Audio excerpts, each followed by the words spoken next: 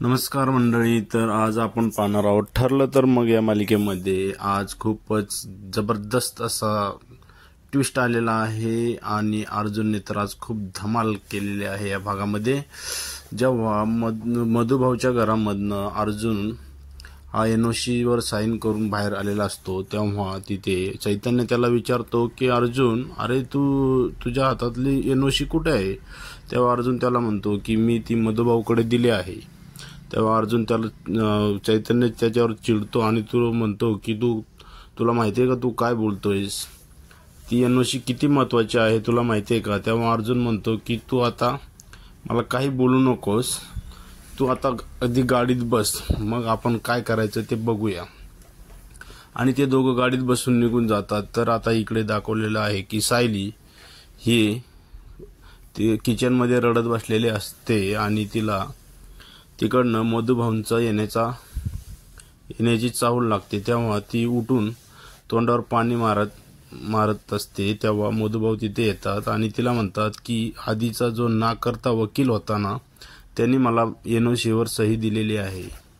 तेव्हा सायली नुसती त्यांच्याकडे बघत असते आणि तेव्हा मधुभाऊ तिला म्हणत असतात की तू हे जी तोंडावर पाणी मारतेस पण त्याने तुझे डोळ्यातले अश्रू काही लपू शकत नाहीस. तेव्हा जो तुला फसवू शकतो तो तुला आयुष्यभर असेच अश्रू देणार आहे असे बोलत असतो. तेव्हा अर्जुन आणि चैतन्य हे नितीन जोशी या वकिलाच्या ऑफिसमध्ये गेलेले असतात आणि त्याला अर्जुन विचारत असतो की तू ही केस का घेतली आहेस? तू जाणून बुजून ही केस घेतली आहेस आणि मला माहित आहे की तू ती केस मुद्दामून हरणार पण आहेस. तेव्हा जोशी वकील त्याला म्हणत असतो की अरे अर्जुन सुभेदार, तू आधी रिलॅक्स हो, तू एवढं रागवू नकोस, तू बस आधी, मी तुला विनंती करतो बस, चहा घे, कॉफी घे, किंवा तुझा राग थंड होणार असेल तर काही मी कोल्ड्रिंक वगैरे सुद्धा मागू शकतो तुला. तेव्हा अर्जुन त्याला बघत असतो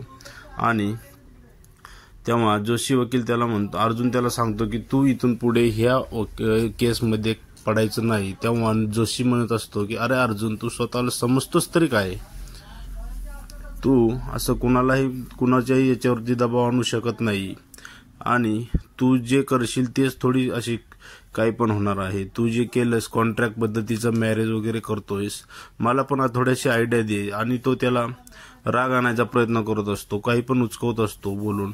तेव्हा जोशी वकील अर्जुनला म्हणत असतो की मला पण थोडीशी आयडिया दे आणि तू जे कॉन्ट्रॅक्ट पद्धतीने जे सायली सोबत जे विवाह केलास त्याची मला पण आयडिया दे. आता तुझा तर कॉन्ट्रॅक्ट संपलेला आहे, आता मला पण एक चान्स मिळू दे, मी पण तिच्याशी विवाह करू शकतो आणि तिचा रेट बोल किती आहे. तेव्हा अर्जुनला प्रचंड राग येत असतो आणि अर्जुन त्याच्या एक मुस्काडात ठेवून देतो. तो जोशी वकील जो आहे ना, अर्जुनच्या एकाच झापडीमध्ये लांब खुर्चीत जाऊन पडलेला असतो आणि मग बस अर्जुनच्या रागावरचा कंट्रोल हे होऊन अर्जुन आहे ना त्याला नुसतं मारत असतो, उचलू आपटतो. तेव्हा चैतन्य त्याला म्हणत असतो की अरे अर्जुन, असं करू नको, ह्यामुळे आपण अडचणीत येऊ शकतो. तेव्हा अर्जुन काही ऐकण्याच्या मनस्थितीमध्ये नसतो आणि तो नुसतं जोशीला मारत असतो.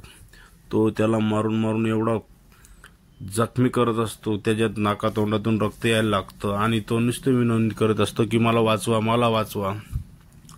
एकदा तर अर्जुनने त्याला एकाच हातामध्ये उचलून धरलेलं असतं आणि त्याला सांगत असतो की तू आता इथून पुढे मधुभाऊच्या केसमध्ये लक्ष घालायचं नाही. तेव्हा त्याला टेबलवर उचलू आपटून त्याला मारत असतो अर्जुन आणि अर्जुन त्याचं काही ऐकत नसतो, तो नुसतं त्याला मारत असतो आणि चैतन्य त्याला थांबवत असतो की अरे अर्जुन, तू असं करू नकोस प्लीज, मी तुझ्या पाया पडतो, पण तू याला सोडून दे. तेव्हा अर्जुन काहीच ऐकण्याच्या मनस्थितीमध्ये नसतो, तो त्याला खूप नुसतं मारत असतो. आज एवढी धुलाई केलेली आहे ना या जोशी वकिलाची अर्जुनने, तर जोशी वकील नुसतं पळत असतो इकडनं तिकडं, अरे मला माफ करा, मी आता इथून पुढे असं काही करणार नाही असं तो बोलत असतो. आणि चैतन्य त्याला समजवत असतो की अरे अर्जुन, त्याला सोड, तो मरेल आणि तू आज जर असं केलं तर आपण खूप मोठ्या प्रॉब्लेम मध्ये येऊ. आणि अर्जुन त्याला जोशी वकिलाला एकाच हातामध्ये असं उचलून धरत असतो,